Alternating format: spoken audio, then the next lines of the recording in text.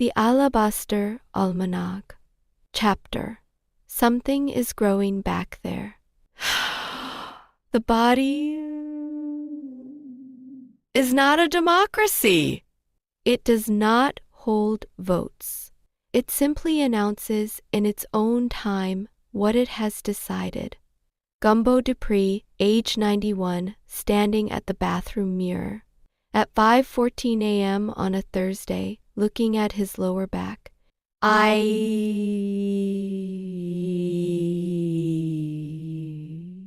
Discovery, early morning, both bathrooms simultaneously.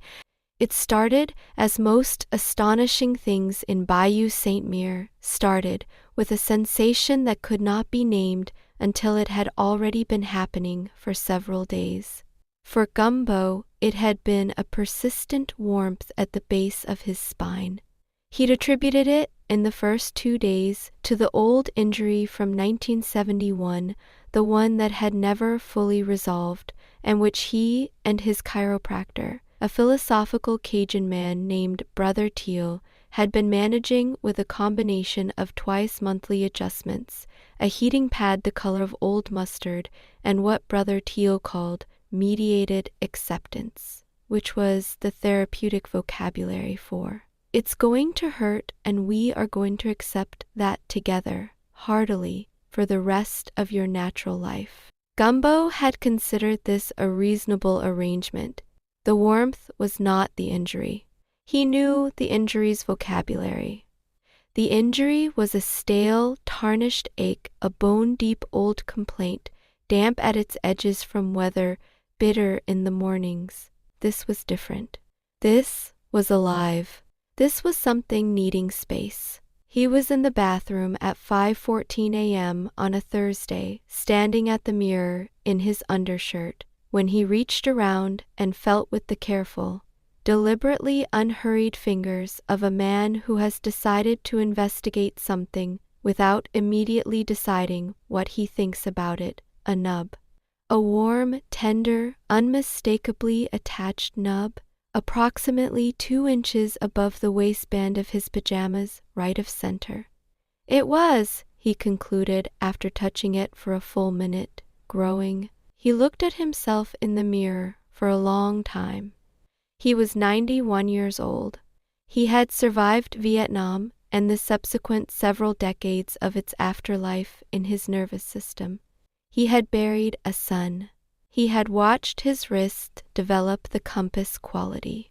He had raised a family in 2 states and had seen chaos grow from a frightened boy into a frightened young man who was doing, against considerable odds, a pretty good job. He had shared a house with a red parrot who gave regular lectures on the philosophy of flight. He was, at this point in his life, genuinely very difficult to surprise. He was surprised. From across the house, from the direction of the small bathroom off the second bedroom that Dorothea had claimed as her own jurisdiction, approximately 14 bra, and maintained with the sacrosanct authority of a woman who has decided that one room in any shared dwelling is a sound that was not yelling but was adjacent to yelling the way a thundercloud is adjacent to rain. Not the thing itself, but committed to becoming it. Gumbo. He put on his robe. He went down the hall. Dorothea was standing in the center of her bathroom in her nightgown, which was yellow, a pale, washed-out yellow that had once been the jaunty, confident yellow of a woman who bought things she liked and wore them until they became relics of the decision. She had a hand mirror. She was holding it behind herself at an angle that communicated both the effort of the maneuver and the wish that the maneuver were unnecessary. "It started Tuesday," she said, without greeting him, without preamble, with the flat, historical certainty of a woman presenting a report she has prepared under duress. "Mine too," he said. She looked at him. He looked at her. "Gumbo," she said again, which was a different kind of yelling than the first one, less alarm, more the specific register of a woman issuing a full name invocation at a situation she needs to be witnessed by someone who understands the weight of what she's showing him. I know, he said. What on earth, she said. I genuinely cannot tell you, he said. They stood in the small bathroom, the beige walls, the dark brown vanity, the burgundy hand towels on the rack that Dorothea had chosen because she'd had a vision years ago of a room in exactly these color schemes and had spent a decade manifesting it into the precise territory of this bathroom, which she loved without apology, and they looked at each other with the tilted, half-disbelieving expression of two people who have been married long enough to have developed a joint vocabulary for impossible situations and are now encountering one that exceeds the vocabulary. Their tails, Dorothea said. Appears to be, Gumbo said. We're growing tails. Yes. At 91 and 67. Life is, Gumbo said, with the equanimity of a man who had stopped underestimating the world's capacity for creative inconvenience. Apparently not done with us. It's a kind of elevating experience, Dorothea said, with the particular voice she used when she was being funny about something that was not funny at all. In the sense that the tail seems to be elevating my core temperature. I am running hot. Same, Gumbo said. Also, I've been weaning myself off the idea that I know what this body is going to do next, Dorothea said. 9 days in, and it's been a full curriculum. She looked at the tail under her nightgown, the equivalent of a graduate degree in reconsidering everything. Dorothea set down the hand mirror. She sat on the edge of the tub. She looked at the burgundy bath mat. She had the expression of a woman consolidating a tremendous amount of information into a very small container and not yet knowing where to put the container. I'm going to need coffee, she said. I'll make it, Gumbo said. And I'm going to need you to not tell anyone today, she said. I'm going to need to tell Youngblood. Tamaro. Gumbo. Dorota. A silence stretched between them, the particular silence of a 40-year marriage operating its conflict resolution protocol, which was less a system than a mutual agreement to stand in the same silence long enough for the silence to produce an answer. It had worked on larger problems than this. She looked at the dark brown vanity. She looked at the beige wall. She looked at him. Fine, she said. Youngblood.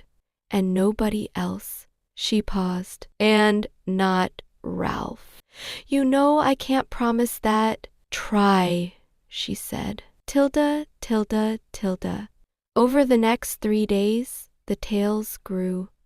Not dramatically, not at the speed of a crisis. They grew the way perennial things grow, with the steady, quietly relentless intention of something that has been waiting for the right conditions and is now, having found them, in no particular hurry because it is going to arrive regardless. By Saturday morning, Gumbo's had reached 4 inches. It was the color of his skin. It had a slight involuntary jiggling quality when he moved quickly, a motion he became aware of only when Dorothea, watching him cross the kitchen for his cane, started chuckling into her coffee in a way that was equal parts horrified and unable to stop. Don't, he said. I'm not, she said, still doing it. Dorota, I'm not, she said, absolutely doing it, her shoulders shaking in a way that communicated that she was chuckling at the absolute terminal edge of her own composure and was crossing into some other territory that wasn't quite laughter and wasn't quite sobbing and was perhaps the sound that a body makes when it has run out of all other available. Her own tail, she had discovered, moved when she was feeling something strongly. It was, in this way, an emotional annex, a secondary expressive system she had not requested. When she was focused on a task, it was still. When she was angry, it curled upward at the tip. When she was navigating the specific category of emotion that lived between absurdity and love, it jiggled. She found this appalling. She also found it in the very private part of herself that she had never discussed with anyone and had no intention of discussing, kind of marvelous. She was not going to say this out loud. Not to Gumbo. Not to anyone. She was going to carry the secret of her secret approval into the grave. Has Clotilde said anything? Gumbo asked. Clotilde is dealing with her own situation. What situation? Dorothea wrapped both hands around her mug. I'll tell you after coffee, she said, which meant the situation was bad, but not ICU bad, and could be managed after caffeine. Ralph has noticed. He keeps staring. Ralph stares at everything. He stares at it longingly, Dorothea said. Like he's jonesing for it, like it's something he used to have. From the other room, as though summoned by the mere vibration of his name being thought, Ralph said, Tails are an underrated appendage. He paused. Historically. Nobody asked you, Dorothea said. I'm vouching, Ralph said, for the tails. I want that on record. The second, Baby Germain speaks, in a register that changes several things. Chaos was alone with the baby on Friday afternoon when it happened. Dorothea had gone to the post office. Gumbo was in the bonsai garden, operating in the focused, meditative way he had out there, not managing the trees so much as conversing with them, which was a distinction he maintained. The house had the particular silence of a late afternoon hour in a Louisiana autumn, the ceiling fan making its patient revolutions, the dragonflies audible through the screen, the distant sound of someone's truck downshifting on the parish road, a sound like a sigh from the earth itself. Baby Germain was on the activity mat. He was 11 months old. He had Halashin Tapa's mouth and Chaos's eyes and the general physical presentation of a human being who was still working out the engineering of his own body, navigating gravity with the trial and error methodology of someone for whom everything was new, which it was because he was 11 months old and everything was, in fact, new. He was chewing on an action figure. It was a small, nondescript, moldy-looking green soldier that had come from a toy basket at the convent and whose provenance was unclear and whose structural integrity was questionable. Germain held it with both fists and applied himself to the chewing with the focused, full-body commitment of a creature for whom mouth investigation was a primary epistemology. Chaos was on his phone, not looking. Chaos, said Baby Germain. Chaos looked up. Baby Germain was looking directly at him. He had set down the action figure. He was sitting up with the evenly spaced, deliberate posture of a person who has things to say and has organized themselves accordingly.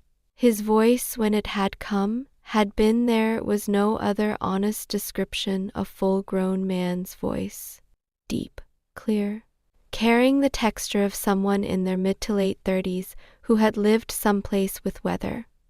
A voice that had been broken in. A voice that had been used for decisions. Chaos, Baby Germain said again, and his voice was the same, unhurried, certain, coming from a chest that was physically the size of a cereal box. Chaos set his phone down with the careful, aimlessly deliberate slowness of a man who needs several more seconds before he is prepared to respond to what he has just heard. Hey, Chaos said. Hey, Germain said, in the full, resonant baritone of the man he would eventually become, speaking from the body of the child he currently was. I need you to listen. Chaos was, at this juncture, sitting on the kitchen floor in the specific way one sits when one's 11-month-old child has just demonstrated access to frequencies that are, by any reasonable assessment, insane, not the clinical definition insane, not the paperwork insane, but the colloquial insane of a thing that should not be happening and is happening with the casual terrific authority of something that doesn't know it's supposed to be impossible. Baby Germain was not languishing in this knowledge. He had it and was using it and then set it down and picked up his action figure, which was, paradoxically, the most mediating thing about the whole encounter. That the vehicle of the impossible was also a child with a green plastic soldier, and the child did not seem to find this contradictory. From somewhere in the house, inexplicably, a sound like dancing, not music, but the rhythmic, assured percussion of feet moving through a space with intention. It stopped as soon as Chaos turned toward it. He turned back. Baby Germain was looking at the ceiling with an expression of concentrated listening that communicated, more clearly than any word in any register, that he had heard it too. I'm listening, Chaos said. The moose head at the museum, Germain said, is not decorative. I know that's how it's been described, but it's not. It's an entity. It's been stationed there for a long time doing a specific job, and the job is shifting. That's what I've been told to tell you. Who told you? Chaos said. Baby Germain looked at him with the dark, fathomless eyes that carried, in this moment, the mystery of something that had access to information from places that the 11-month-old timeline of his life could not conventionally explain. Somebody on the other side of the frequencies, he said.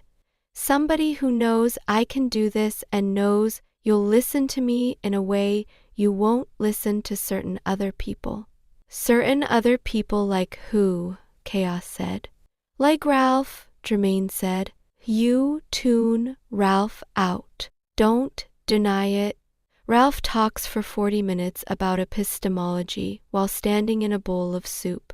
Ralph, Germain said, with the patience of someone managing a nuanced assessment of a third party, is operating under a communication style that is not your preferred style.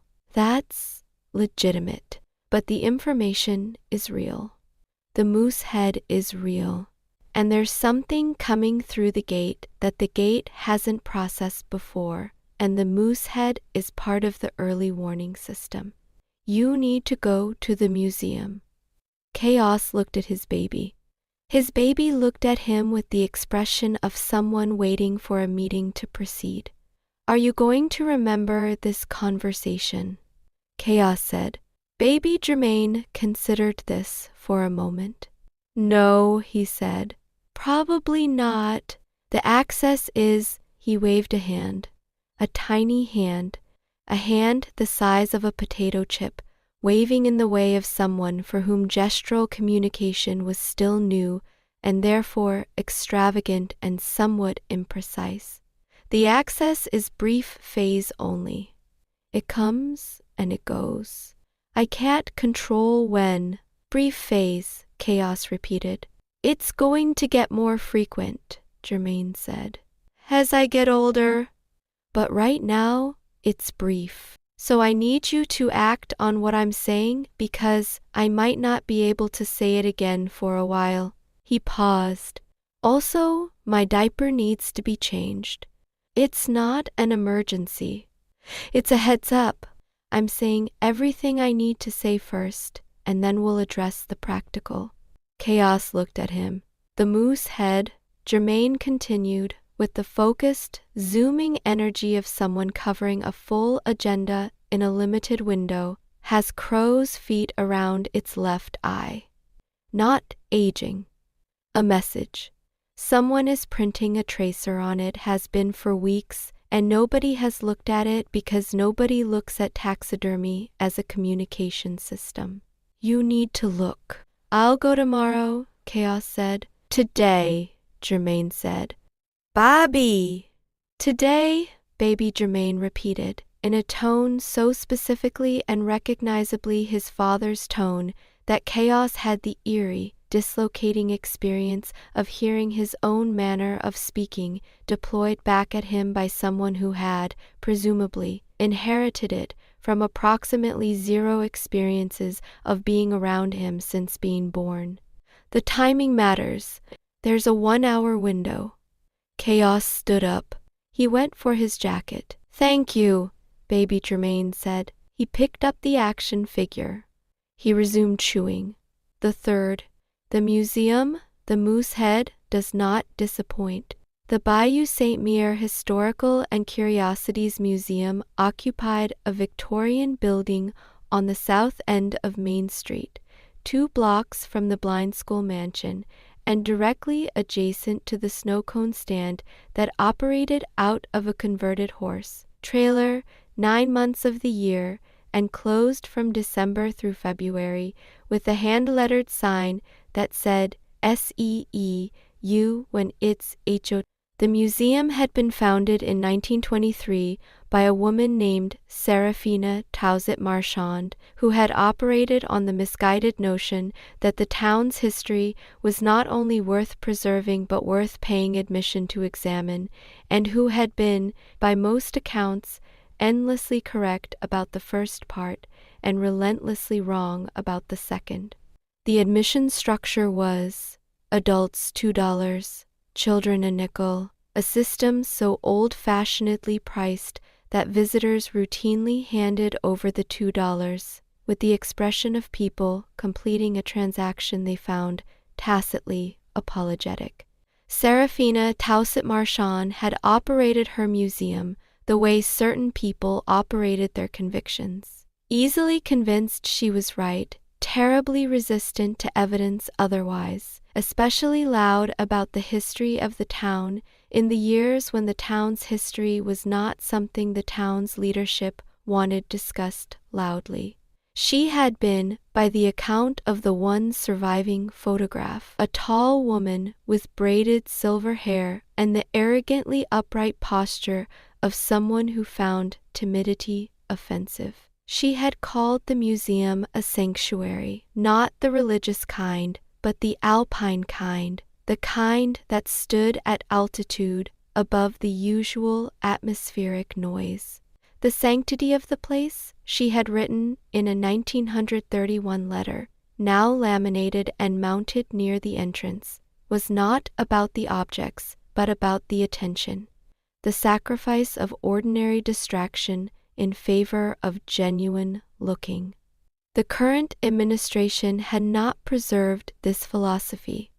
The current administration had added a fantasy football bracket to the break room wall and a tetherball pole in the side yard for visiting school groups and a bin of action figure-adjacent gift shop items that Serafina would have found appalling. The gift shop sat in what had been Serafina's private study, and the study had been, according to its original plans, designed as a fortress of contemplation walled with shelves, lit by one specific window, so far from the entrance that ordinary foot traffic could not casually penetrate it. All of this, Chaos thought, walking through it, was the wasteland that institutions eventually became without people inside them willing to make a tantrum on behalf of what they were supposed to be. You needed, in any structure, at least one person who was tackling the question of purpose on a daily basis. Without that person, the structure became an igloo, technically shelter, technically standing, but not warm, not living, not actually doing the thing shelter was supposed to do. The parasite of mediocrity was always waiting at the edges of the neverland of institutional drift. You had to be loudly, rudely, amazingly unwilling to let the drift happen. The building's interior smelled of the specific combination that all historical buildings eventually produced: old paper, heat lamp residue, talcum powder, and the stale bottom note of decades of accumulated whatever. The floors were pine, wide-planked, and jaunty, with age warped in ways that sent the eye slightly sideways, as though the building itself were gently, continuously tilting the world toward a different angle. The moose head was in the back gallery. This gallery, the one the docents called the Natural and Wonders room, and which everyone else called the taxidermy room, was a long space with baked cello walls and a ceiling that was tall enough to make the light feel distant. Cases of minerals and pressed specimens lined the walls. A stuffed bobcat on a pedestal in the corner regarded the room with the listless authority of a creature that had given up on finding this interesting. Pinned butterflies in evenly spaced grids. A tapestry on the south wall depicting the founding of the original settlement stitched in dark brown and burgundy, and a surprising amount of beige, the settlers represented in postures that suggested they were either founding a civilization or waiting for a bus. It was not entirely clear. The moose head was mounted high on the north wall. It had been there, according to the placard, since 1931, a gift from a hunting club in the neighboring town of Delacroix, whose members had decided the head was either too distinguished to keep in a lodge or too mysterious to keep among people who would not appreciate what it was. The placard did not say which. Chaos stood below it. He was, without embarrassment, looking at the moose head, and the moose head was, without question, looking back at him.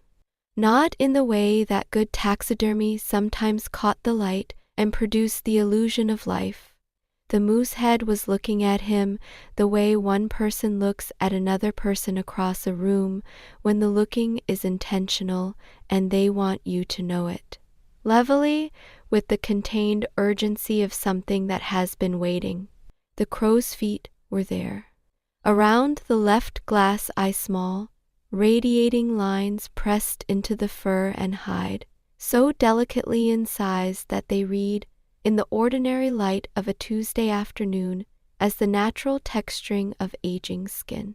But in the particular quality of the heat lamp in the north gallery corner, which cast its warm circle up and to the left in a way that had probably been doing this for decades, and illuminating this specific detail for anyone who happened to be standing in this specific position, they were unmistakably deliberate. A print, a tracer, something etched into the moose head's face with a tool that was thin enough to work in millimeters. Chaos leaned closer. He squinted. The lines were not random. The lines where he leaned in until his nose was 4 inches from the moose head's left cheekbone, which would have been an unsettling position in most contexts, and was an unsettling position in this one, a message. He pulled out his phone and photographed it from 3 angles. "Sir," said a voice behind him. He turned. A docent, a tall, dry-looking man in a vest and name tag who had the mysterious, slightly morbid quality of someone who has worked in the presence of taxidermy long enough to have absorbed some of its stillness, was inquiring about his proximity to the exhibit. "Sorry," Chaos said. "Research. The exhibit is not to be touched." "I didn't touch it. You were approximately touching it. I was looking at the crow's feet." The docent looked at the moose head. He looked at Chaos. Something shifted behind his eyes, a recognition, small and quickly managed, that he had apparently decided not to act on.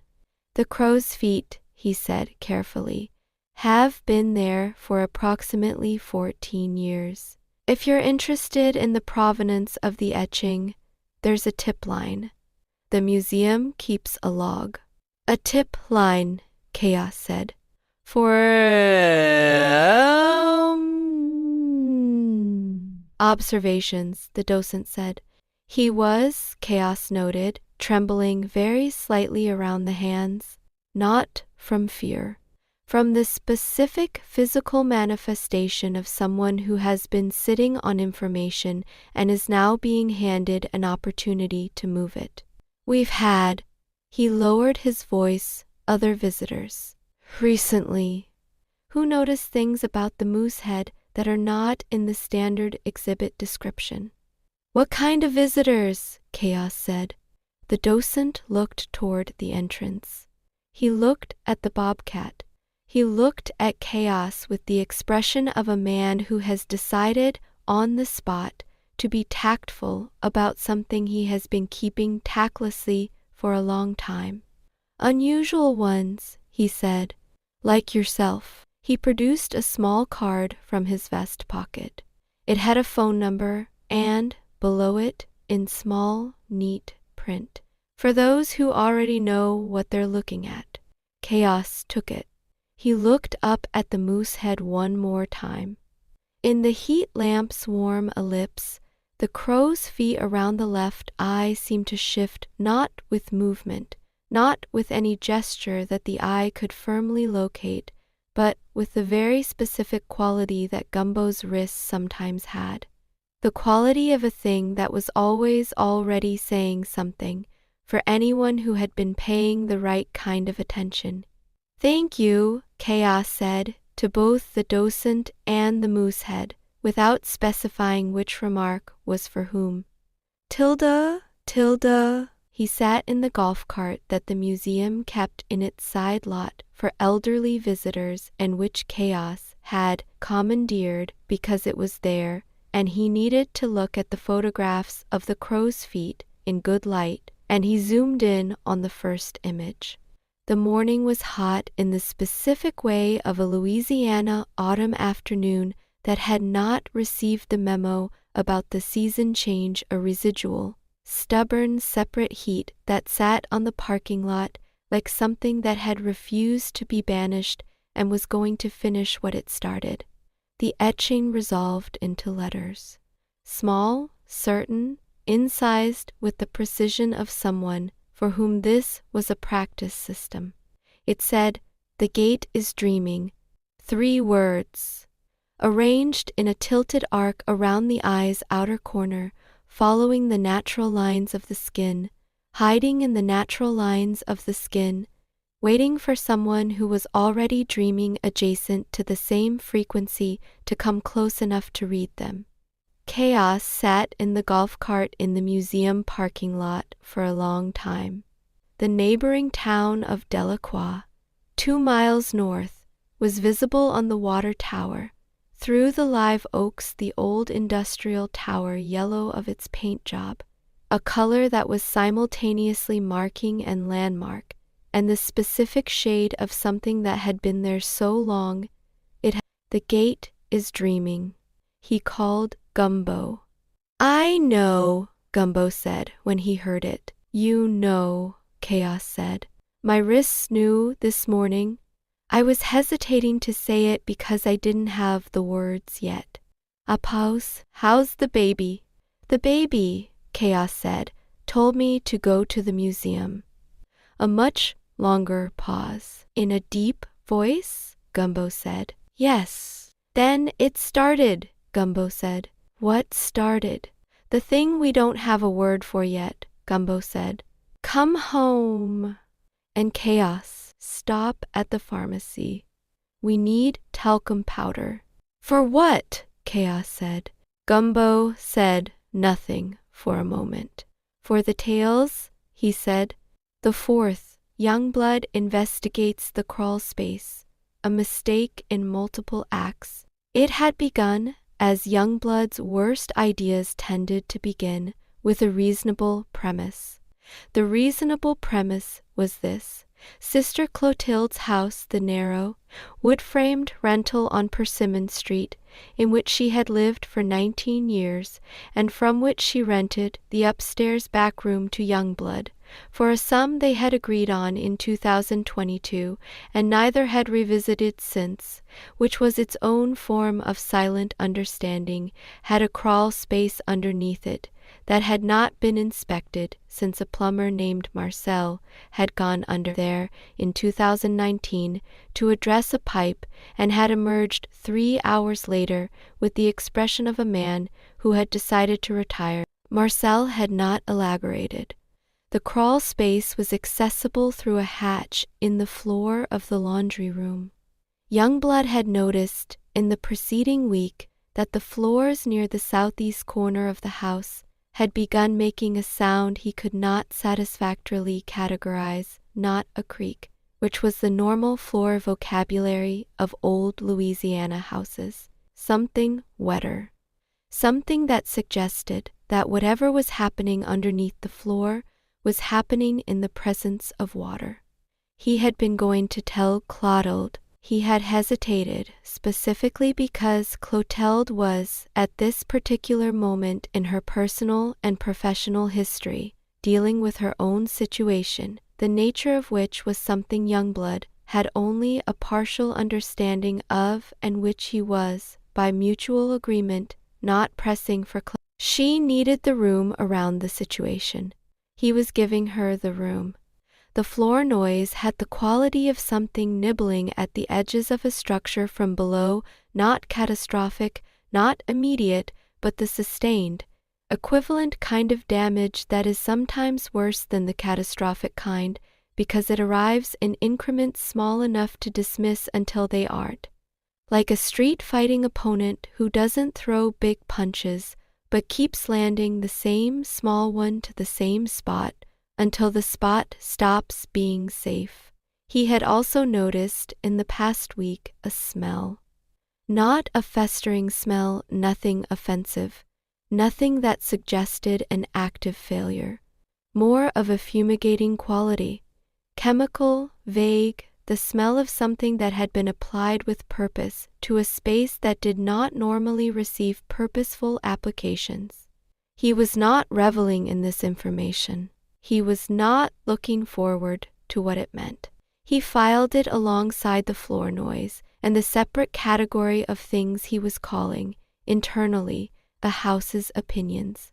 So on a Wednesday afternoon he opened the hatch himself. He had a flashlight, his phone, a bottle of water, the particular can-do resolution of a young man who has decided that personal initiative is the same as competence. He did not have a second person who knew he was going down, a rope or any specific plan for what he was going to do if the hatch closed behind him. He went down.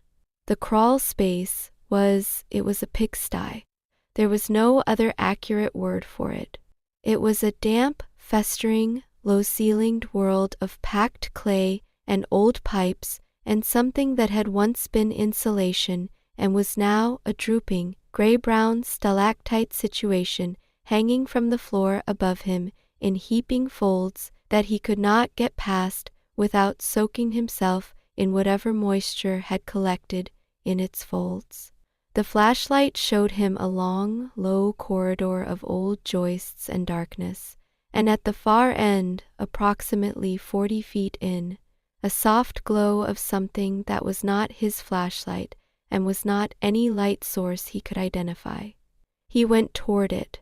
He was doing this the way he did most difficult things, carefully, aimlessly, without a plan fully formed, stepping over the pipes with the methodical attention of someone who has decided that methodology is the same as having thought the situation through. He was not scared. He was inquiring. There was, he thought, a difference. The hatch closed behind him at the 17-foot mark. He heard it, the soft, definitive click of an old wooden hatch finding its latch. Not dramatic, not loud, just done. He looked back, he looked forward, he looked at the glow which had not changed. He looked at his phone 2 bars, which would become 0 bars in approximately the next 10 feet. he texted Dorothea. In crawl space under house, do not worry, back soon, and sent it before the signal dropped. Dorothea, who was at the grocery at this moment and whose phone was in her bag, did not receive this text for 47 minutes. Youngblood pressed on. The glow at the far end of the crawl space was he reached it and stopped and held the flashlight away so his eyes could adjust. It was the wall.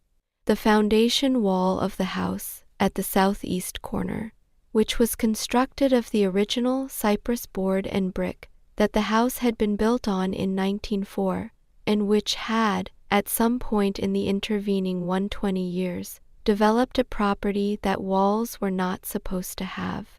It was glowing. Not the glow of something chemical. Not the glow of something electrical. The glow of something that was communicating through the wall the way a lamp communicates through a curtain. Not showing you anything, but insisting that something was on the other side worth knowing about. Youngblood knelt on the damp clay floor, which immediately communicated its moisture through his jeans in a way that was both swift and thorough, and looked at the wall. There was a print on it. A handprint, no, 2 handprints. No. A series of handprints overlapping in a dark substance that was not paint and not mold, arranged in a pattern that Youngblood spent a very long time looking at before he understood what the pattern was. They were pointing. All of them, every handprint, regardless of its position on the wall, had its fingers oriented in the same direction, up and to the left, up and to the left, which in this house, accounting for orientation, was the direction of the bonsai garden. He photographed it. He turned around to leave. The pipe had moved, not dramatically, not the displacement of a pipe that has fallen or burst. A subtle repositioning. The large central pipe that ran north-south along the crawl space's length had shifted 4 inches to the right of where it had been when he came in, which meant that the low point he'd stepped over on the way in was now a low point 4 inches to the right, which meant that his memory of the path was no longer accurate, and the path back to the hatch was he swept the flashlight across the floor different. He was not panicking. He was appalled, and he was certainly not in a position he would have chosen, but he was not panicking. He had the focused, menacing patience of a man who has decided that panicking is simply not available to him as Poen, and is going to find his way back by methodical elimination of wrong directions. He spent 40 minutes in the crawl space.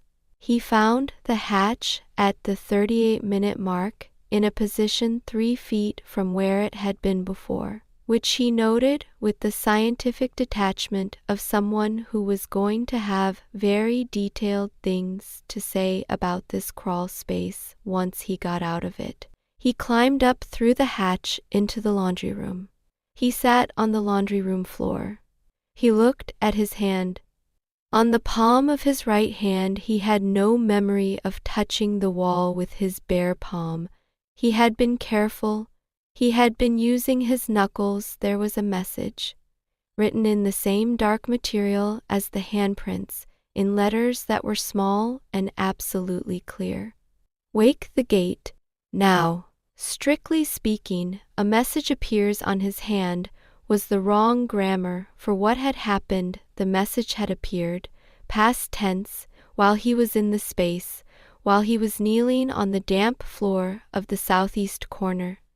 But in his head it kept presenting in the present tense because it had the quality of a present tense thing. Not something that had happened and was over, but something that was still happening, still legible, still warm on his palm. The letters were not fading. They had the vague, persistent quality of a tattoo in reverse printed on the surface from outside the skin. He had, while in the space, also encountered a spider. Not just a spider the size of a child's fist, matte black, sitting in the center of the pipe junction, nearest the glowing wall with the absolute stillness of something that had been stationed there and knew it. It had not moved when he pointed the flashlight at it. It had done, he thought afterward, a kind of Watusi with its front legs, a small, deliberate movement that was too rhythmic to be random and too brief to be aggressive. A greeting of some kind, a confirmation. He had not included the spider in the text to Dorothea because there was a character limit on his composure, and he had used it all on Wake the Gate. He looked at it for a very long time. He took a photograph of his hand. "Huh," he said to the laundry room. The laundry room did not respond, which was consistent with its previous behavior. V. Clotilde's situation, which requires context and then gets worse. Sister Clotilde had not been sleeping. This was different from her usual not sleeping, which had a specific, manageable quality, the not sleeping of a busy woman with a demanding job and a history of spiritual experiences that occasionally overrode the body's better judgment about when to be unconscious.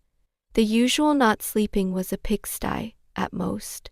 This was a fortress. It had started when they came for her records. They Was a pair of women from the diocesan office, neither of whom she had met before, who arrived on a Monday in matching burgundy blazers with the organized forward momentum of a legal team that had prepared for resistance. They were not violent. They were ruthlessly administrative, which in Clotilde's experience was the more concerning of the two available modes. They had a package of documents. They had a request for access to the call center's financial records for the previous 3 years. They had, between them, the specific brand of cool, stiffly professional arrogance that belonged to people carrying orders they hadn't written but had committed to delivering. Clotilde had received them in her office, had asked them to sit down, had offered coffee, declined, curtly, and had then sat behind her desk with the magnificent, practiced serenity of a woman who had been dealing with the institutional apparatus of the church for 53 years and had developed a complete, functioning mask for the occasions when that apparatus was being pointed at her.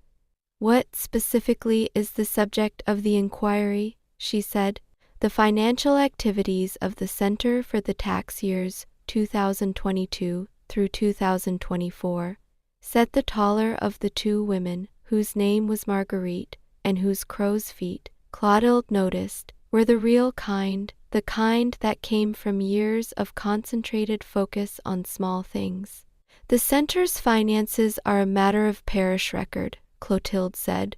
"They have been filed correctly and on time for every year of operation. If there is an irregularity, I am happy to address it." "There is a question," Marguerite said, "about a donor." "There are many donors." "A specific donor, a cash donor, whose contributions over the 3-year period totaled." She consulted her package, 47,200, deposited in increments under the reporting threshold. Clotilde kept her face still. Her face was brilliant at keeping still. It had been trained to stillness through 5 decades of liturgical practice, which was, she had always thought, the finest preparation available for situations that required you to present a completely neutral surface while everything behind it rearranged itself in real time. "I'm familiar with the donor," she said. "The donor's identity is confidential," Clotilde said, "as is standard for donors who have requested anonymity." "We'll need the name," Marguerite said. "You'll need a court order," Clotilde said, in exactly the tone of someone who has already spoken with a lawyer and knows what they're talking about. They had left, the documents a heaping stack of requests and subpoenas in waiting that Clotilde had set on her credenza and had been looking at from varying distances for the past week were still there. The cash box that lived on the credenza had, in the past 7 days, developed a quality she could only describe as a festering presence. It sat there and it knew things, and she knew things, and they both knew that the other knew, and the mutual knowledge was eating the air in the room. The donor was Darnell Boudreau, the pig farmer, who had fed Brigsby to his pigs, who had an operation that Clotilde had, after long deliberation, determined was nefarious, and whose dealings in the underground world she was not going to use the word vouching, she was going to use the word tolerating in exchange for the financial support that kept the call center's lights on and its staff paid during the years when the diocesan contributions hadn't covered it. She had known this was ill-advised. She had told herself it was temporary. She had told herself that a brief phase of morally compromised funding was preferable to closing the center, which served 40 families in 3 parishes and was, in all the ways that actually mattered, a genuinely good institution doing genuinely important work. She had been fibbing to herself about how temporary. The donor calls had continued for 3 years. She sat in the call center at 3 p.m. on a Wednesday, when everyone else was on lunch, and she stared at the credenza, and she felt the specific weight of a decision that had made sense in the tunnel and did not make sense in the light. The quality of a mistake that had been made carefully, step by step, with full self-awareness, which was the worst kind of mistake because it eliminated the excuse of not knowing better. She thought about the basement of her father's house on Claiborne Avenue. She thought about it the way she always eventually thought about it when her moral clarity went foggy as a reference point, a before coordinates. The room in the basement where her uncle had run his business, which was a thing she had not known the name for until she was old enough to know the name for it, and had then spent many years learning not to be angry at herself for not having known sooner, because you cannot know the name for a thing before you have learned the name. She had spent years, naturally, in the mindfulness of not naming. The necessity of the not naming had been explained to her early by systems that had a vested interest in the not naming, and she had absorbed the explanation the way all children absorbed the rules of the household they were born into. Not because the rules made sense, but because the rules were the water, and she was, at 7, still learning to swim. Jacques Cousteau famously went into the deep to understand it, which required the willingness to enter the dark. She had been 7. She had not been Cousteau. She had been a child in somebody else's caca, which was the most honest vocabulary for it, not a grand evil, not a historical atrocity catalogued with ceremony, but the everyday, ordinary, grinding caca of adults who were not attending to the children in their vicinity, because attending to the children was not the priority of the system. The system. There it was. The all-factory of it, the grinding, mechanical production of harm at scale, disguised as normalcy, operating on the free testing principle that it would continue until something stopped it, and in her family, nothing stopped it because stopping it would have required someone to say the name of it, and no one naturally said the name. She had been, neededly and terribly, the one who eventually said the name not then, not at 7 but at 31, to a therapist in Meta Airy, and saying it had taken 3 sessions of tactful circling before she could arrive at the actual words, and the therapist had received the words with the specific quality of someone who had heard them before and was not alarmed and was not going anywhere. And that quality, that simple, rooted, not going anywhere quality, had been the most astonishing gift anyone had ever given her. She had been 7.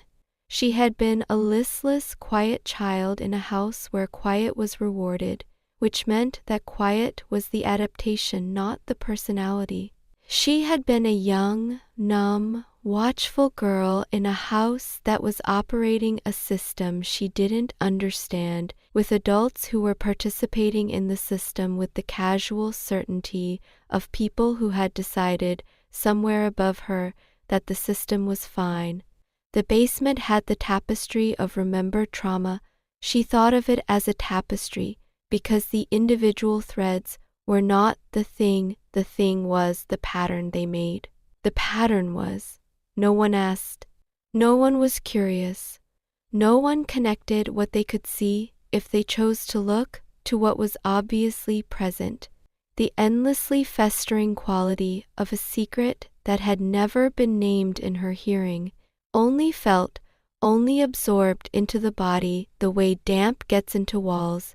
And now here she was, 53 years later, sitting in a call center she'd built from scratch, having replicated not the harm, never the harm. She was not her uncle, and had never been but the structure, the under-the-table structure, the not quite named structure. The structure that ran on the assumption that certain inconvenient things could be maintained quietly and indefinitely if everyone concerned simply agreed not to name them. She had, in her private thinking, taken to calling this her conundrum.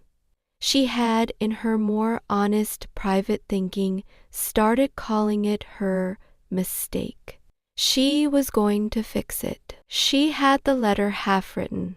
She had the call to the attorney scheduled for Friday.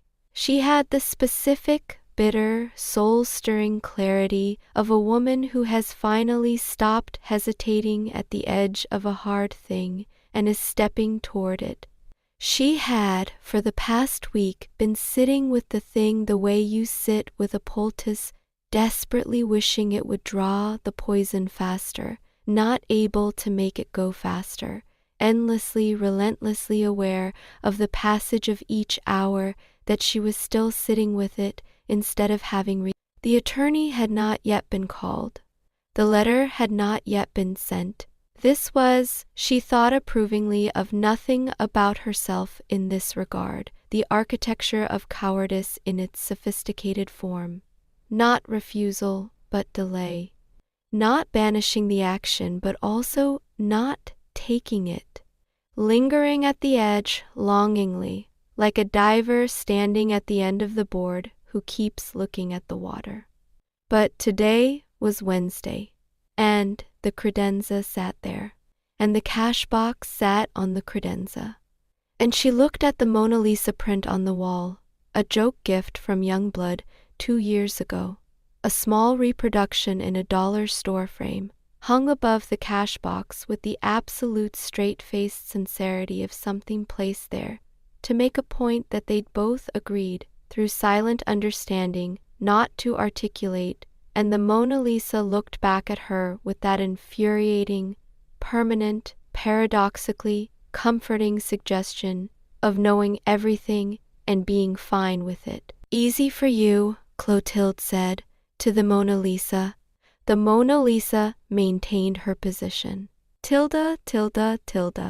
She was at the pharmacy on Thursday when the pain started. It was not gradual. It was the kind of pain that arrives with the ruthless efficiency of a communication that has been sent urgently and has traveled fast. A white, overwhelming, tremendously specific pain in the center of her chest that she recognized in the first half second before the thought fully formed as the wrong kind of pain to be having while standing in the talcum powder aisle of the Rite Aid on Marcel Avenue. She set down the package she was holding. She sat down on the floor. A woman in a trench coat was reaching past her for something on the lower shelf and looked down and looked up again with the appalling, paradoxically kind expression of someone who has just found a nun sitting on a pharmacy floor and has not been trained for this specific event. "Should I," the woman said. "Call an ambulance," Clotilde said, with great precision and no drama, the way she said everything. The woman called an ambulance. Clotilde sat on the floor of the talcum powder aisle and breathed carefully and thought, absurdly, about the mazes of her own making, the ones she had been wandering. For 20 years, the institutional labyrinths, the administrative accommodations, the long winding paths of choosing the manageable option over the right option, and then managing the consequences of the manageable option with another set of manageable options, all of it ultimately zooming toward this specific floor in this specific aisle, with the specific result of her. The ambulance came in 6 minutes. She was in the ICU at St. Bernard's by 4 o'clock. Fii, the gathering, everyone comes, as everyone always comes. The call center got the news via Amber, who had been at the pharmacy for reasons of her own specifically. She had been there to purchase a Maggie-recommended brand of magnesium supplement that a woman in her yoga class had described as a magic potion for sleep, which Amber had been needing desperately since the levitation incident, and who had been 3 aisles over when the ambulance came, and had immediately called Youngblood, who had immediately called Gumbo, who had immediately called Dorothea, who was already in the car. Amber and Maggie had a silent understanding, which was the name Amber gave to the arrangement they'd arrived at, where Amber did not ask Maggie what her qualifications were for the wellness recommendations she made, and Maggie did not ask Amber why she kept taking them. It was a system. It worked by the free testing methodology of, has it killed me yet? No. Continue. Dorothea drove to the hospital the way she did everything in a genuine emergency, with total external calm and an interior that was running at full flood, every system operating at once, the mask of competence so complete that she had arrived at and checked in and been directed to the ICU waiting room before the ICU intake nurse had finished her form. The ICU waiting room was beige. Of course, it was beige. It was the specific beige of institutional spaces that have given up on having an opinion about themselves, not the warm, deliberate beige of a room someone has chosen, like her bathroom, but the average, default, tepid beige of a place that has accepted its role as a backdrop. A heat lamp above the water station. Chairs the color of dark brown shoe leather. A television mounted in the corner playing local news on mute, its tracer bright ticker scrolling things that nobody was reading. Gumbo sat in one of the chairs. He sat the way he sat in waiting rooms, which was the way he sat everywhere, with the old-fashioned, deliberate stillness of a man who has decided that the body's comfort is not the primary objective of the present moment. His tail, he was wearing it under his shirt, tucked into a homemade talcum powder softened arrangement Dorothea had engineered with a bandage wrap was, despite everything, curling. He could feel it curling upward against the small of his back in the way it curled when he was frightened, which was its own kind of humiliation and its own kind of honesty. Chaos arrived with baby Germain in the carrier. The baby was awake. He was looking around the ICU waiting room with the alert, luminous attention of a child for whom everything in the world was still new and interesting, including, apparently hospital waiting rooms. He was not babbling. He was soaking it in. Youngblood arrived last, direct from Persimmon Street, still carrying his phone with the photograph of his hand wake the gate. Now, and wearing an expression that communicated that he had several things to report, and was going to wait until Clotilde's situation was clearer before he reported them, because some contexts required a specific sequencing of information, and this was one of them. He had also, on the way from the house to the car, encountered, at the end of Persimmon Street, a group of women on motorcycles who had stopped at the corner near the old fortified brick building that had been a bank in 1932 and was now a karate studio. The women on the motorcycles were, as far as Youngblood could assess, lesbian bikers. He had no other vocabulary for the assembled presentation, 8 of them, in leather and practicality, on a range of machines from a vintage Triumph to a new Kawasaki, parked in a loose arc at the corner with the relaxed authority of people who knew where they were going and were simply not going there yet.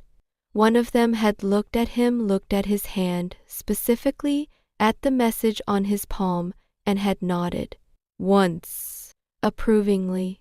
He had no idea who they were. He had the strong feeling they were not from Bayou Saint-Mere. He sat down in the waiting room. He did not mention the bikers. He filed the bikers in the mental folder labeled "Return to this later." Dorothea was standing at the window when the doctor came out. The doctor was a young man, shockingly young. Gumbo thought, paradoxically, appallingly young, for someone whose job it was to manage the interior of the bodies of people Gumbo's age, who had the calm, professionally aching expression of someone who delivered news of this kind regularly and had built an entire professional persona around delivering it without adding to the weight of it. "She's stable," he said. The room exhaled. "Cardiac event. We're running tests. She'll be here at minimum 48 hours and we'll have more information tomorrow morning." He looked at the group, the old man with the tail-shaped lump under his shirt, the woman with the deliberate posture, the young man with something written on his hand, the teenager with the baby in a carrier, and he asked the question that doctors in ICU waiting rooms eventually asked. "Are you family?" "Yes," said Gumbo, in a voice that was not claiming a biological relationship, but was claiming something else. The kind of yes that was not an answer to the literal question, but to the real question underneath it, which was, "Is there someone here who matters to this woman?" And the answer to that question was, in this room, jubilantly, tremendously, with every able body present and accounted for, yes. "Then we'll keep you updated," the doctor said. He went back through the door. The group sat. Gumbo looked at his wrists. They were still. Whatever they'd been tracking all day had arrived where it was going. The compass had settled. He didn't know if that was good or bad. He knew it was true. Baby Germaine, from inside the carrier, made a sound. Not the full-grown voice, not the brief phase access. The regular sound, the small, babbling, ordinary, utterly mundane sound of a human child in the vicinity of 11 months observing the world with all the limited but entirely genuine attention available to it. He looked at his father's face. Chaos looked back. Something passed between them, not the mysterious frequency, not the between states message, just the ordinary thing, just the everyday, tarnished, marvelous, astonishing, soul-stirring ordinary thing of a parent and a child looking at each other in a bad room and finding, in the looking, something that wasn't bad at all. The 7th, Ralph delivers a meditation on tales, nobody asked, at the pale yellow house, Ralph was alone. This was not unusual. Ralph was often alone when the household departed for emergencies, because Ralph was a parrot and was not invited to hospitals, and also because Ralph had, over the years, developed a philosophy of emergency that was essentially, the emergency will resolve, the household will return, my job is to think about the emergency and be ready to discuss it when they come back. He had fulfilled this function reliably for as long as anyone on the grounds could remember. He was, at this moment, standing on his perch, preening one wing feather with the deliberate, ostentatious focus of someone performing grooming as a form of self-composure, and thinking about tails. Tails, he said to the empty kitchen. He considered the concept from multiple angles. He considered the historical precedent he had, in his considerable experience, seen things grow on people in this house that had not been there before. The stigmata, the compass wrists, the way chaos's eyes sometimes, in a certain light, when a color that was not brown and not quite anything else. The house had a policy about bodies, which was that bodies were not finished and had never been finished and would continue to announce their unfinishedness on their own schedule regardless of what the person inhabiting them had planned. The conundrum, Ralph said, reflectively, of being a body is that the body is always manifesting something the self hasn't approved yet. The tails are just the latest notification. A package the body is sending. You can refuse delivery, but you cannot return to sender. He paused. He was, notionally, about to launch into a full meditation on what it would be like to have a tail for the first time at 91 and 67, respectively, the whimsical terror of it, the weaning away from the certainty that you knew what your body was at this point in your life, the conundrum of being a new entity in an old body that you'd assumed was done surprising you. But something stopped him. He looked at the window. Outside, on the bonsai garden path, there were tracks, fresh ones, not from any member of the household, not from Anna, whose small hoof prints he could identify at a considerable distance. These were the tracks of something he could not immediately classify, not a bird, not the usual mammalian roster of the surrounding woods. They were, he observed, parading right up to the glass door of the kitchen and then stopping, as though whatever had made them had arrived at the door, considered its options, and decided against entering. "Interesting," Ralph said. He cocked his head. "Whatever you are," he said to the tracks, "you're going to have to come back when there are people here. I'm just the crow.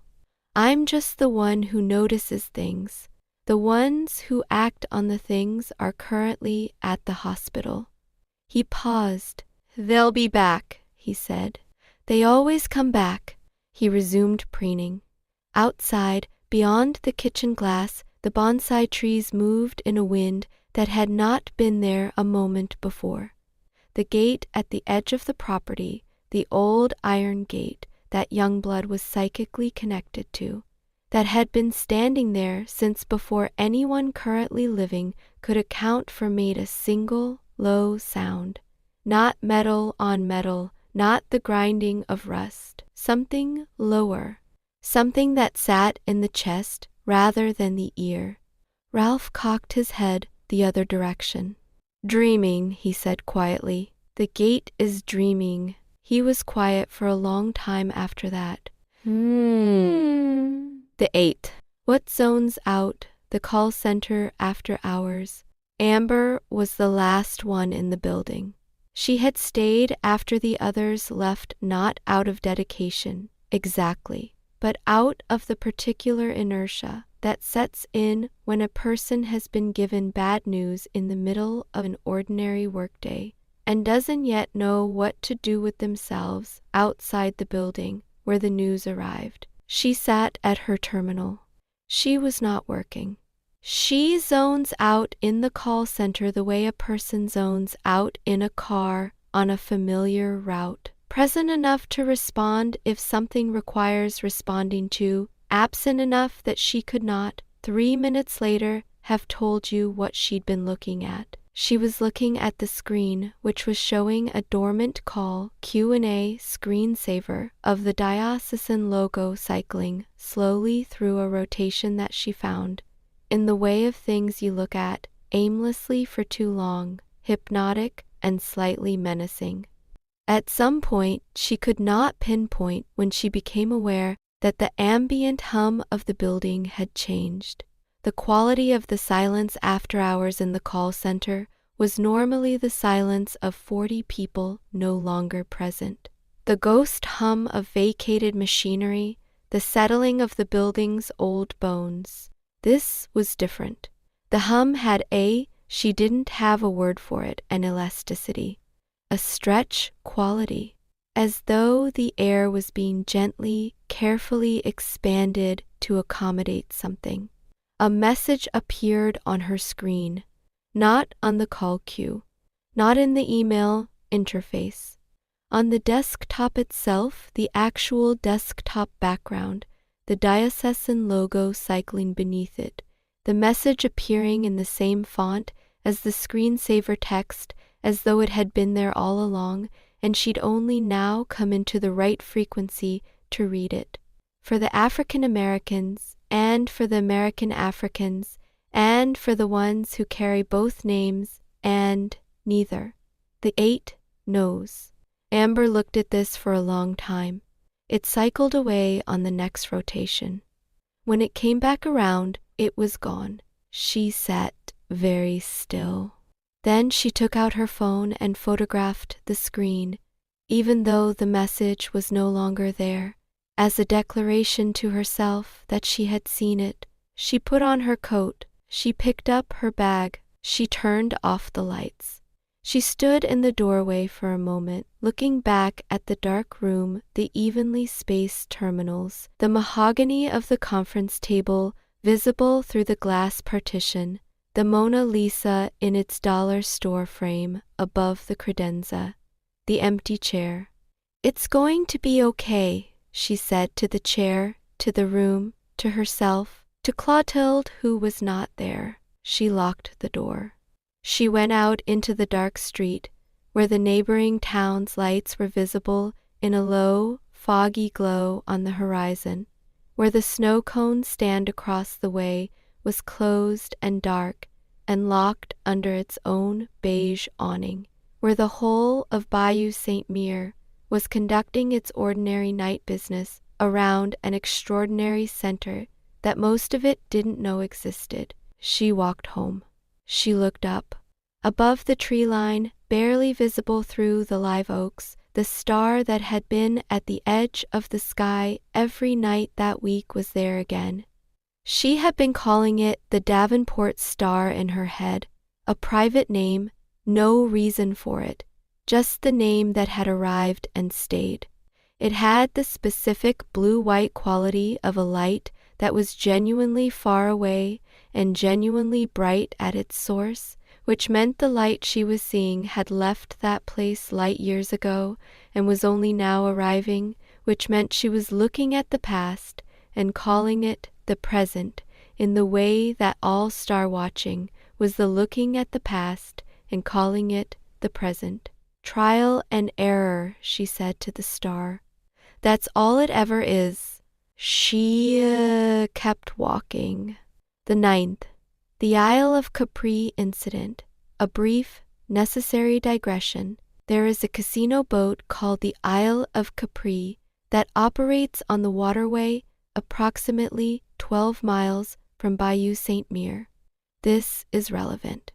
Darnell had been going to the Isle of Capri since it opened, which was, for him, the equivalent of a church attendance he'd substituted for a different kind of attendance. He had the tough, hot energy of a man who had been banishing the quiet of his own conscience for 20 years with noise and action, and the comfortable ritual of a table where the rules were printed on a placard and did not change. He had, that morning, made himself Johnny cakes for breakfast. He made them every Thursday, had made them since his mother taught him at 9 years old, standing at a cast-iron skillet in a kitchen he could still smell when he let himself smell it. The Johnny cakes were the one thing in his weekly routine that was not compromised or complicated or morally encumbered. They were just food, just the honest, simple act of making something his mother had taught him at the iron skillet on a Thursday morning. It is relevant because Darnell Boudreau, the pig farmer, the underground operative, the nefarious dealer in things that had been quietly sacrosanct to Clotilde's conscience for 3 years, had been on it that Thursday when the call came through on his second phone. His second phone was a prepaid model of the kind that the drugstore sold beside the phone cases and the phone wallets, a numb little package of anonymous possibility that he carried in the left breast pocket of his trench coat. The call was from a number he didn't recognize. He answered anyway because in his line of work you answered numbers you didn't recognize. "Your books are open," said the voice on the line. No name, not Clotilde's voice. A different voice, one he associated from previous tense encounters with the tip line. "I'm at the Isle of Capri," he said. "I'm playing cards." "You're a conundrum, Darnell," the voice said. "You're the nickel in the drink mixer, cheap and unnecessary and somehow always in the way. Your arrangement with the sister is done. She's in the hospital. The books are open, and there are people who will be calling you shortly who are not as gentle as this call." Silence. "I was a donor," Darnell said. "You were a whipping boy with a checkbook," the voice said. "And she was the whipping boy of a conundrum she should have refused 3 years ago. You understand the distinction." The line went dead. Darnell Boudreau looked at his cards. He was holding a pair of 5s and a 9. He had been about to fold. He folded. He put his chips in his pocket. He stood up. The man across the table, a small, dry, jaunty man in a vest who was not a gambler and had not been playing for the money but for the access, looked up at him with the aimless, friendly expression of a man who has gotten everything he came for and is now simply waiting for the other person to leave. Darnell left. The man in the vest took out his phone. He texted 3 letters. "Done." He ordered a cola. X. The following morning, Clotilde wakes, the gate stirs. Clotilde woke at 6 a.m. in the ICU. She woke the way she woke at home specifically, completely, immediately, with no transitional period of drowsiness between sleep and full consciousness, as though sleep was a room she had been in and waking was simply the act of leaving the room and closing the door. She had always found this enviable in herself and also slightly exhausting. The room was beige and dark brown and humming with the particular hum of machines that were doing the work that the body was being allowed to rest from. She had a heart monitor. She had and the fourth. She had, in the chair by the window, Dorothea, who had clearly been there all night and whose pantsuit was miraculously uncreased because Dorothea had. Clotilde had long maintained some arrangement with fabric that normal humans were not party to. "You stayed," Clotilde said. "Obviously," Dorothea said. Clotilde looked at the ceiling. It was a standard hospital ceiling, not the ceiling of the call center, not the ceiling she'd spent considerable altitude-related time with recently. A regular, boring, uninspiring ceiling. A ceiling that was simply above her and was not asking anything of her and had no opinion about her altitude. Dorothea, she said. Don't, Dorothea said. I need to tell you about Darnell. I know about Darnell, Dorothea said. Clotilde turned her head. Dorothea was looking at her with the expression she reserved for the handful of situations per year that genuinely required it. A look of absolute, unapologetic, loving, completely ruthless honesty. The look that said, I see exactly what happened, and I'm going to make sure you know I see it, and then we're going to fix it, and then we're never going to discuss it in this specific way again. How? Clotilde said. Gumbo's wrists, Dorothea said. And the docent at the museum gave Chaos a card. And she paused, and I've known something was wrong for 2 years. I've been lingering at the edge of it because you didn't offer, and I respected that. She uncrossed her legs, crossed them the other way. But you're in the ICU now, and the respectful thing is done. Clotilde looked at the ceiling again. I was trying to protect the center, she said. I know. The families it serves. I know. It was a misguided notion, Clotilde said, and the phrase had, in her voice, the specific weight of a sentence that had been composed and held and finally released. I knew it was misguided and I kept the notion anyway. Yes, Dorothea said. I was afraid. Of course you were afraid. Fear is not a failure. What you do with fear is the question. They sat with that for a moment, the two of them in the beige room, the machines humming, the morning arriving through the small window in a light that was tepid and ordinary and absolutely, entirely sufficient. Youngblood has something to tell us, Clotilde said, about the crawl space, and about his hand. Dorothea nodded. The gate is dreaming, she said. Gumbo explained the photograph. Wake the gate! Now, Clotilde said. Yes. What do you think that means?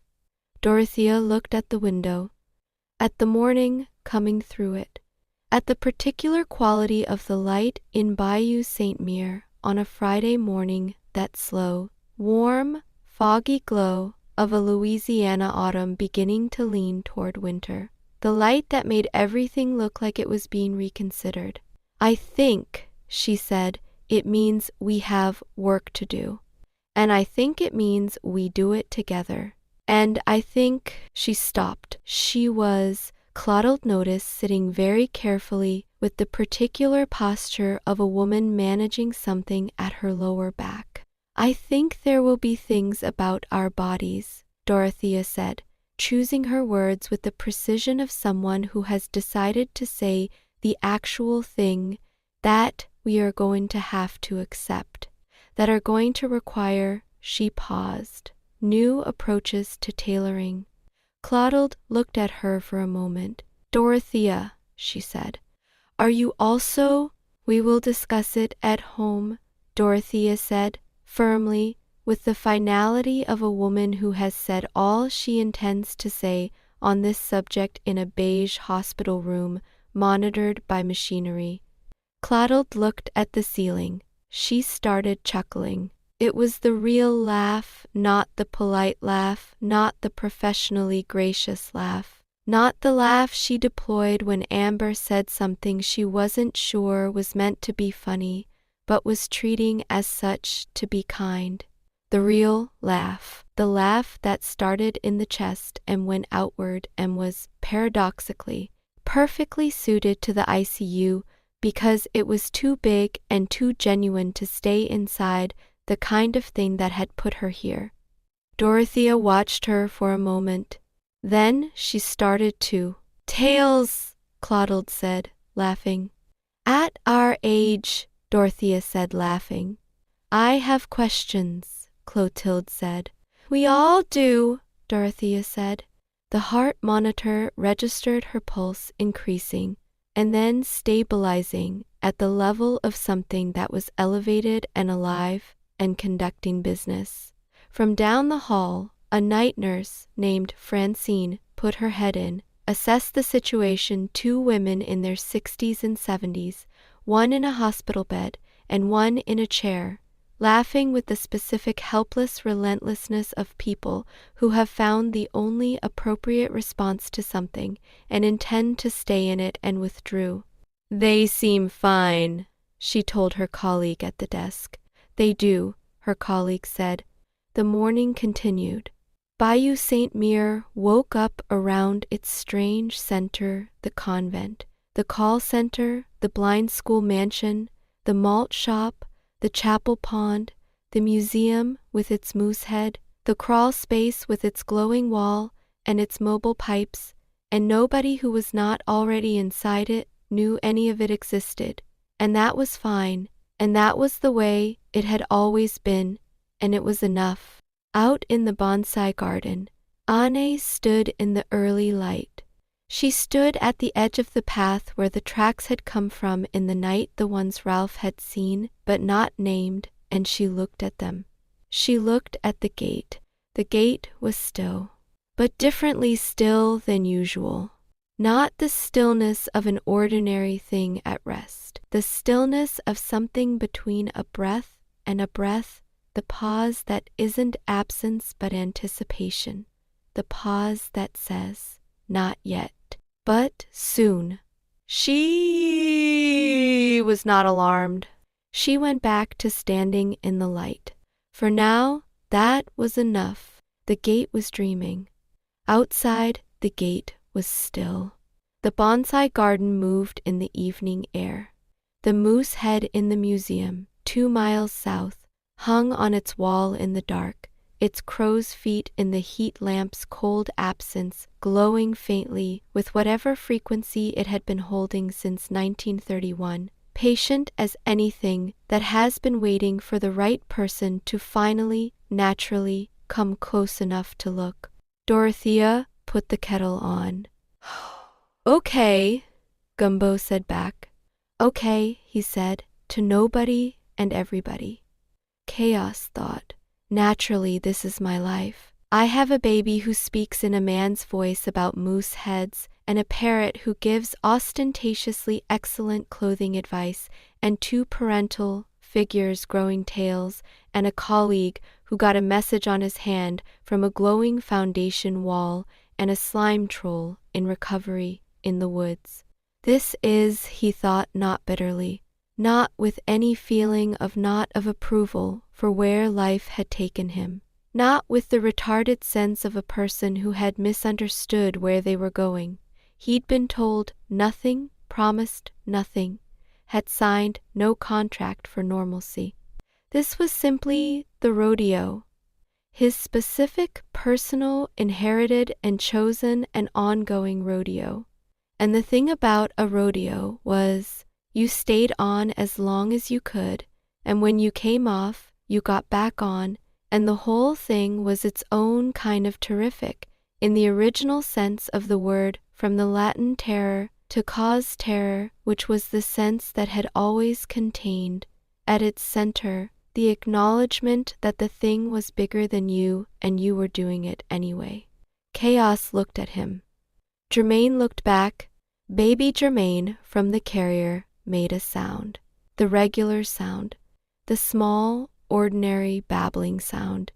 But it had a quality that was not quite the deep voice, not quite the between states access, but a suggestion of it. A hint at the back of the ordinary sound, the way a chord has a note in it you can feel before you can consciously hear it.